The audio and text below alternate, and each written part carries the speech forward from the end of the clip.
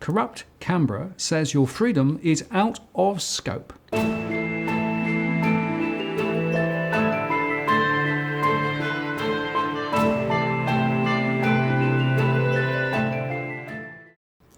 Martin North, John Adams, in the interest of the people.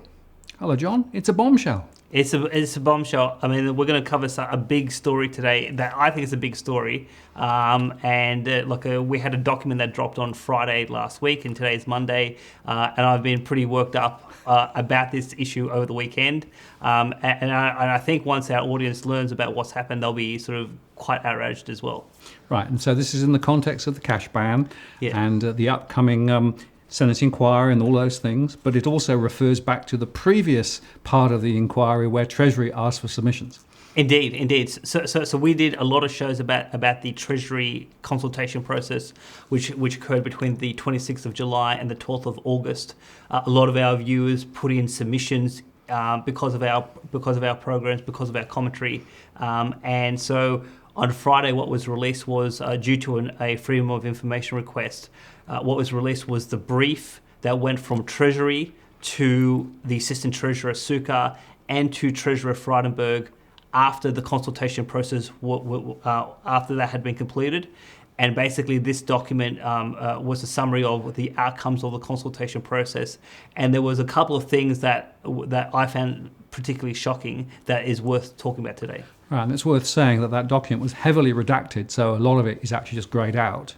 But nevertheless, as you say, there are some very, very significant elements that are there, and frankly, everybody should be concerned about them. So there was a few reasons why the consultation process was sort of fishy in the beginning. So the first thing was that the process was initiated on Friday afternoon at after 5 p.m. When everyone was basically sort of going off to the weekend, and no one was focused on this particular issue. So that's number one. And obviously this is a very controversial issue, and obviously Treasury is trying to assist the government to get it through without any sort of controversy. So that was the first element. Friday afternoon, 5 p.m. And we should say that's often put out the trash time, right? Because everyone's going home, no one's interested, and so often it's just sneaks away. Yes. Yep. So that was element number one. Yep. Element number two is that the consultation process was only 2 weeks with the Treasury process, and I've looked at other Treasury consultation rounds, and some of these go typically for 4 weeks. So the fact that they only did 2 weeks on a very controversial piece of legislation, that said to me that they were trying to rush it through.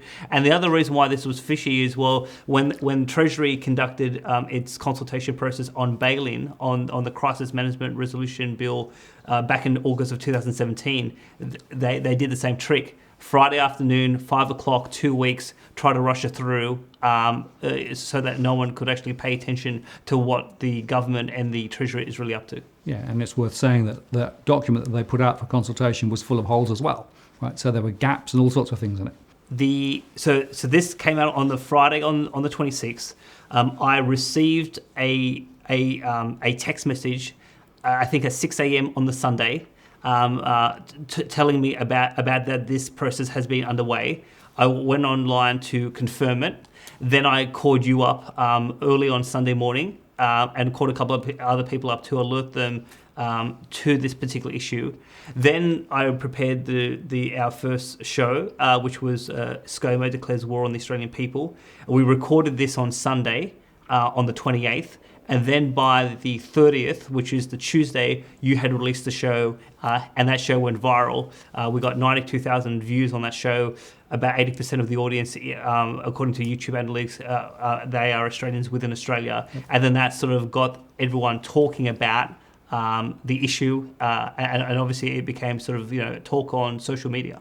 Yeah, and it's just worth saying there was no mainstream media coverage at all anywhere, right, when we was talking about this.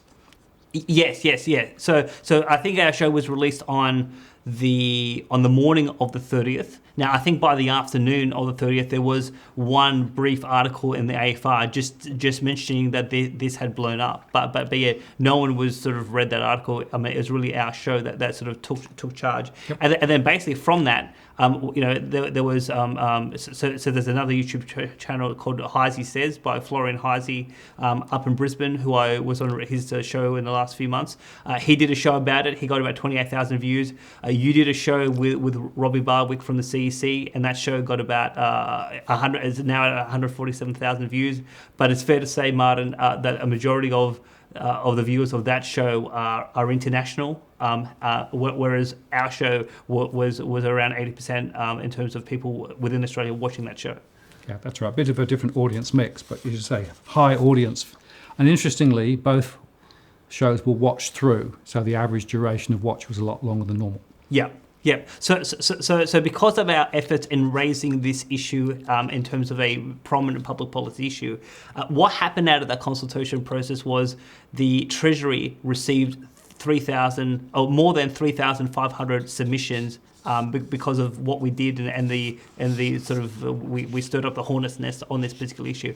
Now, for the context of the audience, a typical Treasury submission process or consultation process typically gets less than 50 submissions, and usually, who usually submits is all the sort of key players, people from industry, lobby groups, industry associations, charities, whoever the case may be. But it's usually prominent organisations, and sometimes a few individuals put in a submission on a particular matter. So the fact that the Treasury received more than 3,500 submissions on this particular piece of legislation, and that is materially significant.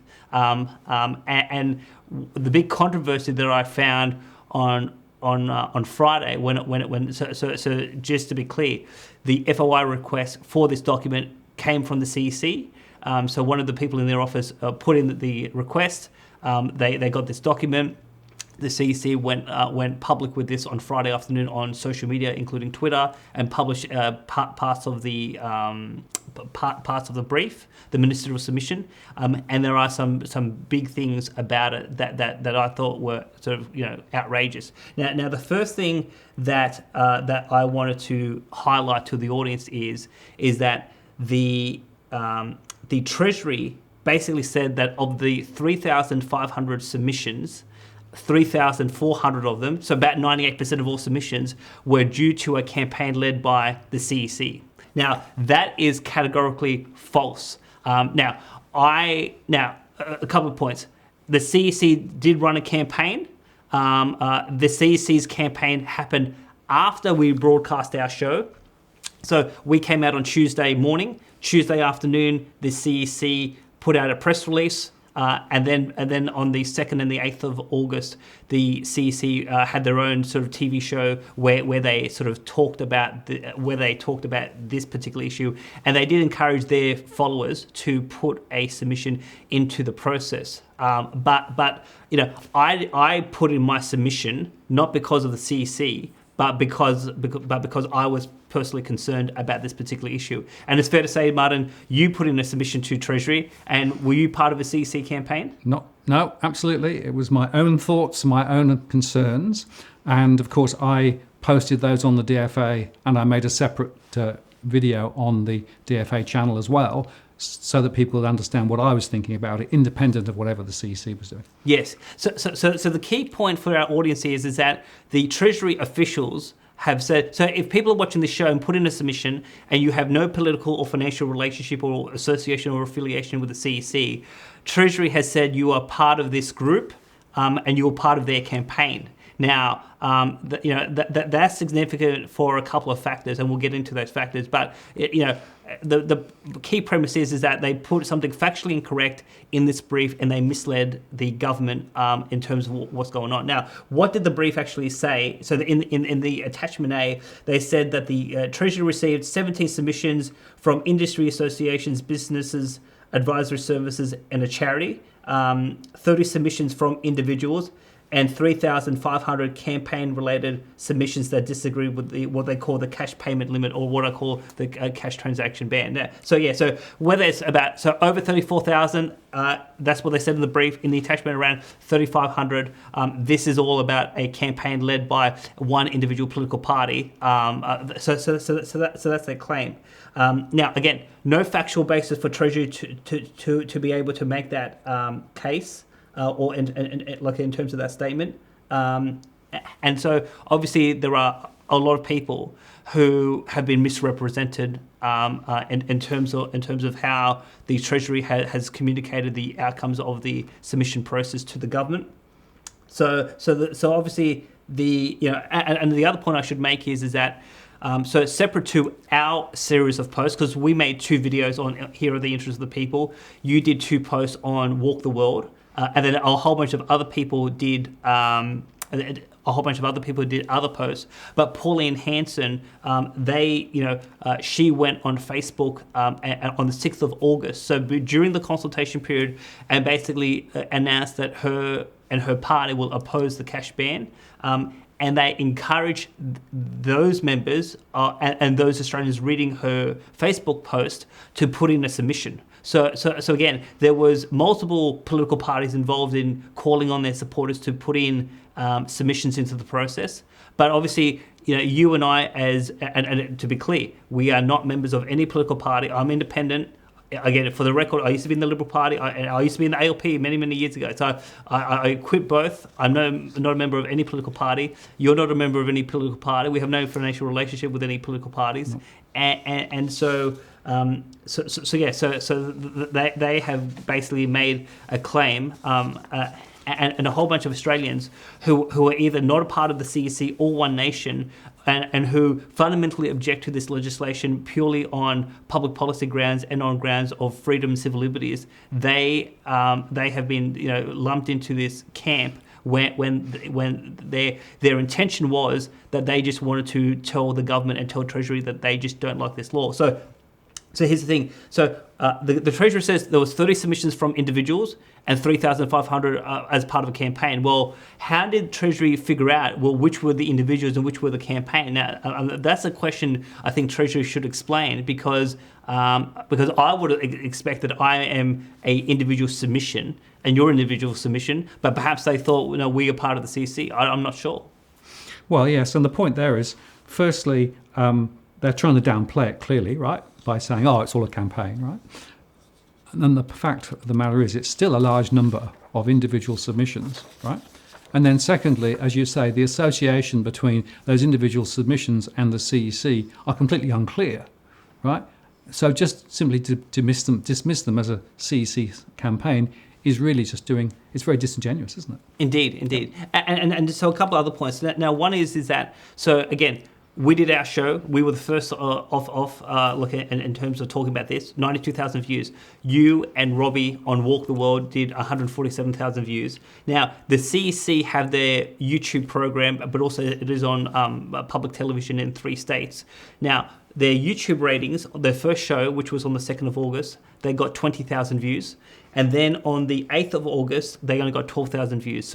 And they came after our public commentary. So again, they don't have the reach to be able to connect with a lot of Australians. So Martin, when the CEC last was involved in a process like this, involved in a Treasury consultation round to oppose a particular piece of Commonwealth legislation, it was the law that was around bail-in, and this was in 2017. So this was the Financial Sector Legislation Amendment, Crisis Resolution Powers and Other Measures Bill 2017. Now, when they did this, the CEC, on that occasion, I've been informed by Robbie that they only got 250 submissions in that process. So here's the thing. So when the CEC was the lead campaigner, if I could use that term, they only got 250. This time around, there's 3,500, and yet the Treasury has told the government, no, this is still the CEC.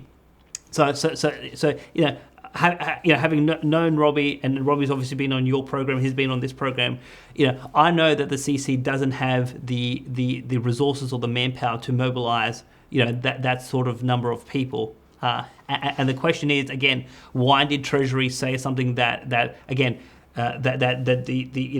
the historical record is wrong, but also there is no factual basis for them to state this? Sure. Well, I think it's just trying to downplay it all, isn't it?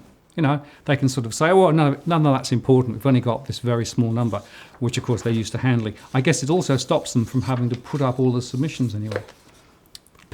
Potentially. Now, I mean, look. Let me be a little bit cynical now. Now, why do I think they did this, Treasury? It's because they're trying to play the same propaganda trick that Aaron Patrick ran in terms of the AFR. So remember the AFR and this is interesting. Friday the 13th of September, the AFR, Aaron Patrick at the AFR went with an article on page 37 of that edition, and the title of the article was "Cash Ban Brings Out Conspiracy Theorists," and this was a smear attack on you and me, trying to link us to the CC and say the CC believe in a global conspiracy that Jews run the banking system.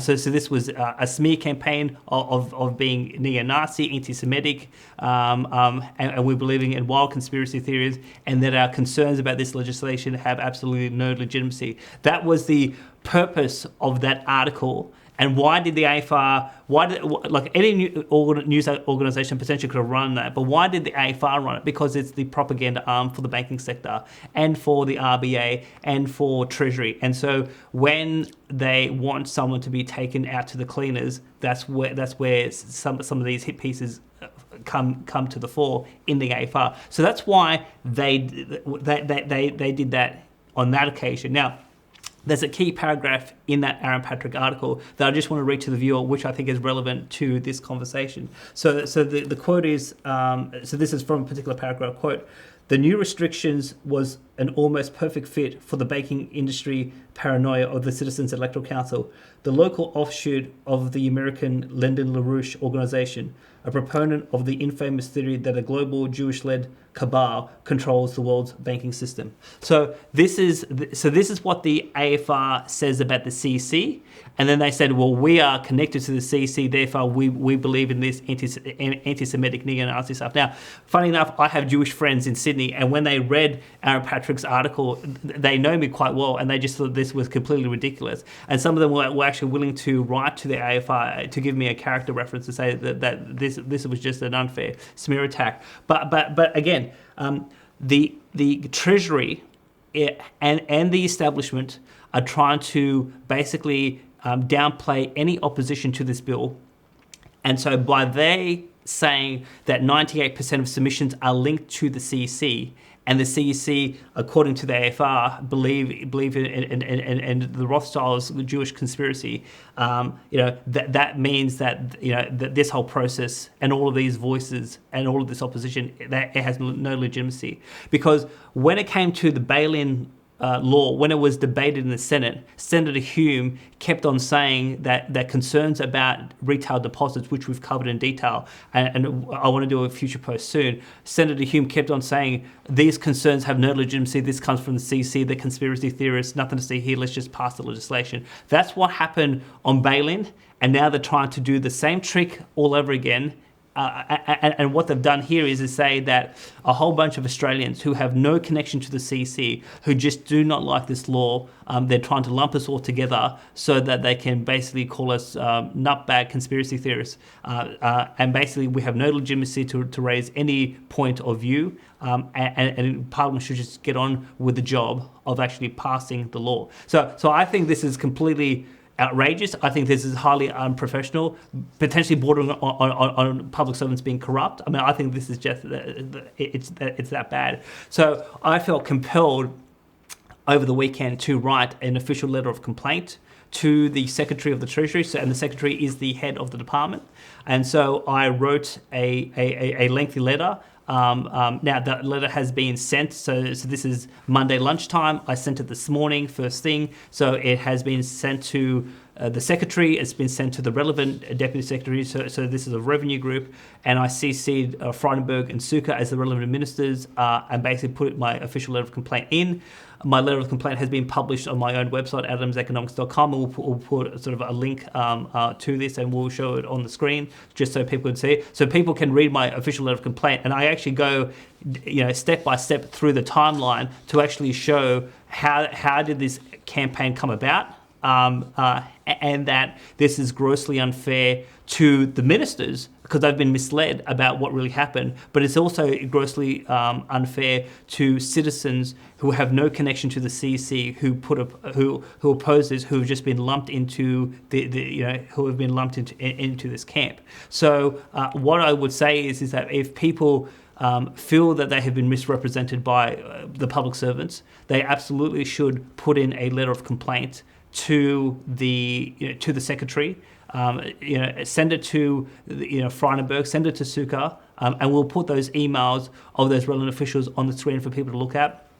Again, people can read my letter, people can write their own letter, but and I've had some feedback from some people in Canberra, and they said that the letter was quite good. It was actually appropriate that this point be raised with Treasury, but I'm not going to allow the voices of innocent Australians being lumped into some wild conspiracy theory just so that they can take my freedoms away. I mean, and that's the real story. I just think that's outrageous that they would even attempt to do this in this ministerial brief. Well, it is outrageous, and as I say, they've tried to just negate a whole lot of genuine, legitimate concerns that people have, and try to move on. But we're not going to let them do that, are we? No. So I mean, Martin, I don't know if you're going to feel compelled to write to the secretary, but I have, and I've spoken to at least one person who is inclined to write directly to the secretary. So again, if you feel you've been misrepresented like I have, if we can get 1,000, 2,000 emails into the secretary's inbox, I think they'll get the message that don't try this, like any of this crap ever again. Because and we would not have known this, because here's the thing. So we know this because of an official document that has been released by FOI. Well, what are they actually briefing verbally to the ministers? What are they telling the journalists? Because officials talk to journalists on a regular basis. A lot of it's off the record. So what are they actually telling the press? Are they actually saying that there is broad-based opposition to this law, or are they just saying that there's a anti-Semitic neo-Nazi group in Coburg, Melbourne, who have mobilised 3,400 people across the country to put in submissions? I mean, what is Treasury actually telling people? I think Treasury should come forward with this, and I've actually asked in my letter that Treasury publicly apologise to those Australians who they misrepresented in this correspondence to the ministers, and also that the officials who put this document together, I think they should be disciplined. And I think it's also worth saying, John, for those people thinking of putting in a submission relating to the Senate inquiry on the cash ban, should specifically say they're not connected in any way with the CEC, so there can be no doubt next time around. Oh, of course. Now, look, and I think that's an important point. So there's a whole host of groups that have called on their members to put in submissions. So One Nation has asked their members, in terms of the CEC, they've asked their members to put forward. Now, there are people in the Liberal Party who are putting submissions forward, people in the Greens, people in Labor. So if you are a member of a political party, or you've been asked by a political party to submit, and you want to declare that. But if you are completely independent, like myself and you, well, in my submission that I'm preparing the next couple of days, I mean, look, that's a very good suggestion. I will say specifically, I am completely independent, and I make my own views and representations, through my own submission. Okay, good. Well, I think that's a really important point. But there was something else we should talk about before we finish today, and that is there were a whole bunch of issues that we all raised in our submissions, which they just tossed out as, quote, out of scope. Absolutely. So now the Treasury. So there was a consultation process, and then they had some closed door stakeholder sort of meetings with a whole host of a whole host of organisations. Some of the casinos, there were other firms and companies and charities that were affected by this the cash ban, and so they had some specific conversations about the legislation, what works, what doesn't work, what can be improved, what are your concerns, all of this sort of stuff. So now, ordinary citizens who are concerned by this, that they weren't involved in any of these consultation. In these sort of, in terms of these specific meetings. Now, and again, the important point to make is that the cash ban technically applies on businesses, not on individuals. So it's the business that will be legally liable if they receive the money, but But the key point is, if you have more than $10,000 and people in the economy can't receive the $10,000, the cash becomes, it becomes worthless. I mean, you can't, your freedom is limited as a consumer if you can't use the money. And so that point of view, I don't think would have been, that would have been represented in some of these closed door meetings. So I think that's important. But from the submissions. From the submissions, they're willing to acknowledge that there were legitimate submissions, not a part of the so-called CEC-led campaign, and some of these roundtable discussions. There was 10 issues that the Treasury raised in their brief to say that these are areas of concern, and then there was a few things that are out of scope. So let's just go through the 10 issues that they thought were legitimate and they raised with the ministers. So one was the commencement date of 1 January 2020. People thought that was too soon. There was some issues around strict liability and criminal offence. Some of the casinos had concerns around responsible gambling laws that restrict the use of electronic payments and access to cash. There was concerns around the structuring of payments. The ban may result in Australian structuring payments that avoid detection by the government. People wanted to know, well, what is an actual good or service? What is the supply of that? People wanted to know, how does the cash ban interact with the reporting to AUSTRAC? People wanted to understand, clarify the exemption for alternative payment methods. So, for example, what happens in rural Australia if you can't use FPOS, if the Telstra network shuts down and the internet doesn't work? How does the exemption play in that sort of environment? There were some questions around the enforceability of the cash ban and how do you report breaches. There were some issues around privacy, and there were some concerns raised about transaction costs and access to electronic payment methods. And this last point was that, it's a very valid point. It says that by implementing this law, you have to basically use the commercial banking system, and this is a point we've made, but the commercial banking system is going to charge you for using that service. And the question is, should you have to pay for a service that you don't want to pay? So these were the so-called legitimate concerns from the consultation round. But then there was a few things that were out of scope. Now, what was out of scope? The cashless society, the lack of time for public consultation with Treasury, and negative interest rates and the inability to hoard cash. So now, these two, the cashless society and the negative interest rate story, well, who's been talking about that? That is us. We've been leading the charge, and we've done a series of programs about this throughout the year, starting back it was in March when we talked about the war on cash is a war on the people, yep.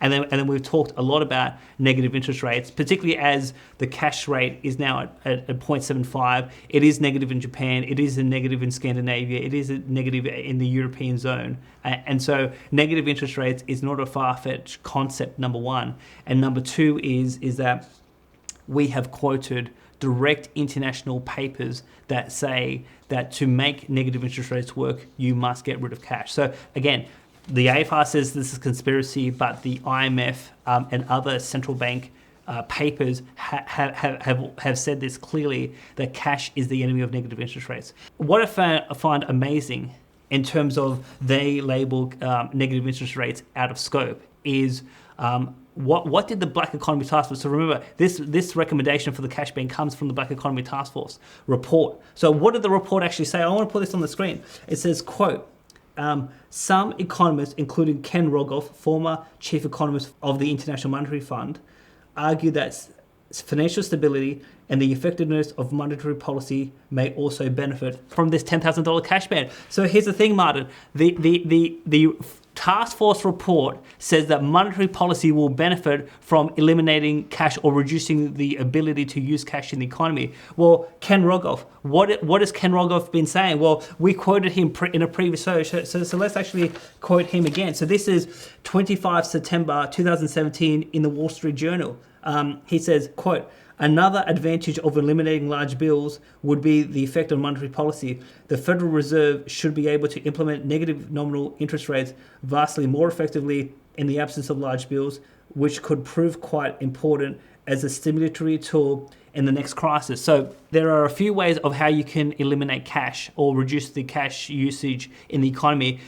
Ken Rogoff was a big proponent of eliminating large bills, and there was a suggestion early off in the Black Economy Task Force process to eliminate the $50 note and the $100 note, and that was here's the thing he was a proponent of. But the other alternative was this $10,000 cash ban. So they say it's out of scope, and yet their own report says that monetary policy will benefit from the cash ban. Why? Because negative interest rates are coming, and that's the real agenda. And again, all of this stuff about the tax evasion, about the black economy. Now, there is documentation that I'm going through at the moment that I'll put in my submission, which go through step by step and disputes that this policy measure will actually reduce tax evasion, will actually reduce the in terms of the black economy, in terms of money laundering and illicit activity. So there is a body of international evidence that says this is not going to work for those things. But again, the report itself said that this is going to help with negative interest rates, monetary policy. Ken Rogoff. It's so clear, and yet they had the goal in this report, in this submission, to say these concerns are out of scope. Well, how is it, Martin? Can you explain this to me, please? We said all the way along that this is all about negative interest rates, and it's about controlling the flows of cash and keeping cash in the system, in the banking system, so that effectively negative interest rates can be effective. Without it, IMF has said it, other people have said it too, we've said it, it's a necessary precondition. So to then turn around and say it's out of scope is just nonsense.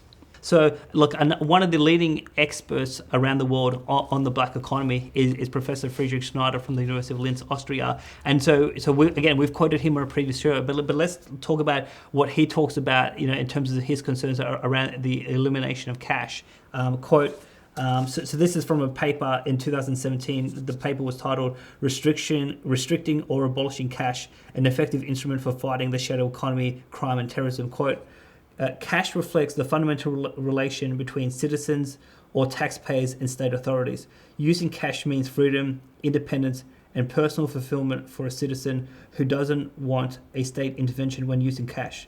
Cash has a minor influence on the shadow economy, crime, and terrorism, but potentially has a major influence on civil liberties. So again, that one of the leading experts in the world says that this is about freedom, it's about control, it's about being controlled by the government, being controlled by the banking system, and there is limited evidence that this is actually going to have any impact on the so-called black economy. And we'll do a post later in this week or in next week where we'll go through our particular submissions. But again, it's outrageous that these legitimate concerns written by people around the world, the Treasury has said these are, quote, out of scope. And so, if you are concerned about these issues, about the cashless society, the war on cash, negative interest rates, the future of monetary policy, and where the monetary system is going, the boffins in Treasury have said that these concerns have no legitimacy, they have no place, and they have just washed away these concerns and just saying that these are out of scope. Well, again, the Treasury has to come forward and explain why are these concerns out of scope? Why were they listed in this document to be out of scope when they are clearly in scope? Because the body of evidence, and it comes again from the original source material, the Black Economy Task Force report says the cash ban will result in a benefit for monetary policy. What is that policy? It's negative interest rates. Why is this out of scope? They need to come forward and explain themselves. Yep, I agree. And so I guess to summarise, we are at a very interesting point. There's 2 weeks to go before the final submission back to the Senate inquiry. Yes. Right? So it's really, really important that people actually make those submissions. But if you really feel hard done by with regard to the previous Treasury submissions and agree with us that actually, wasn't part of the CC at all, consider then also sending a notice of complaint to them as well, because they're not doing Australians any great service by what they've done. I think that's a very good point, Martin. And the other thing that I would say is by looking at how desperate Treasury has been in this submission, it tells you about how desperate the establishment, the cartel, that they want to get this law in. And so, again, the 15th of November, you've got, again, this is Monday. By Friday of next week, that's when submissions have to go into the Senate inquiry. if you do not put in a submission during this process, this is probably your last opportunity to be able to stop this law. They're going to go to great lengths to basically try to discount the concerns of ordinary citizens across the country, and so your rights, your freedom is being steamrolled right now. The future of this legislation, we don't know where it's going to go. The government and Treasury and the RBA wants this. Labor says that they are now thinking about it. We don't know what they're going to do in the Senate, but again, if you want freedom in this country, you've got to keep pushing the process. You need to make your voice heard. You need to be involved in the public policy process. Otherwise, your rights and your freedom is going to be taken away in 2020. Yep. John, it's not over till it's over, is it? Absolutely. Martin North, John Adams, in the interest of the people. We'll see you next time.